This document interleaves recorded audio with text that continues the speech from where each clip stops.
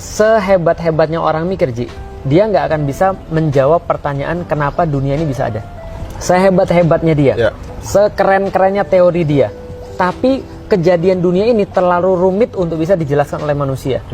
Sehingga orang-orang yang membahas ini sekalipun, maka dia akan sampai pada satu kesimpulan apa? Kesimpulannya adalah ini adalah perhitungan yang maha rumit kejadiannya. Contoh, Roger Penrose tuh mengatakan bahwa kejadian alam semesta, kalau kita bilang itu kebetulan, maka probabilitas kebetulannya adalah 1/10 pangkat 10 pangkat 1, 2, 3. Nah, maka kemudian ayat yang tadi ini, wa in kuntum fi raibim mimma nazzalna ala abdina fa'tu bi suratin min mithlih, ini satu frekuensi dengan kejadian di dunia yang nggak ada semua orang bisa jawab. Kalau kamu bisa kalau kamu merasa benar, datangin yang semacam dengan Al-Qur'an. Kalau kamu memang merasa Tuhan nggak ada, ayo buat yang semacam dengan bumi. Ayo buat yang semacam dengan alam semesta, bisa nggak? Itu kan sama tantangannya. Challenge ya. Challenge. Ada berapa hal? Contoh lagi, yang kita nggak bisa nafikan, mati itu kita nggak bisa nafikan, Ji. Orang sepintar apapun, Ji, mereka nggak akan bisa menjawab kenapa manusia bisa hidup dan kenapa manusia bisa mati. Benar. Tapi kenyataannya ada manusia hidup, ada manusia mati.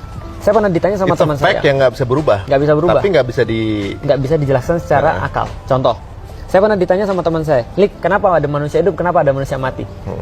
Ahli biologi dong, Olimpiade biologi. Oh gitu? Iya, dulu.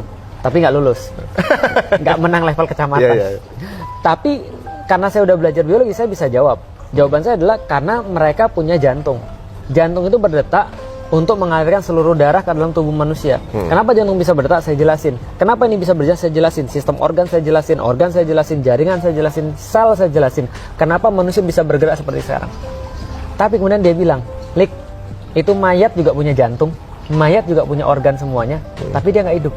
Ada nggak bisa buat mayat hidup? Saya bilang, iya juga ya, berarti ada sesuatu yang berbeda nih. Nah, kita nggak bisa jawab. Ada orang yang nanya lagi, kalau gitu kita punya teori bahwa manusia punya soul, punya jiwa. Kalau gitu kita ukur, soul itu apa? Karena kalau soul itu ada, dia harus punya berat. Karena kata orang fisika, Ji, setiap yang punya volume itu punya massa.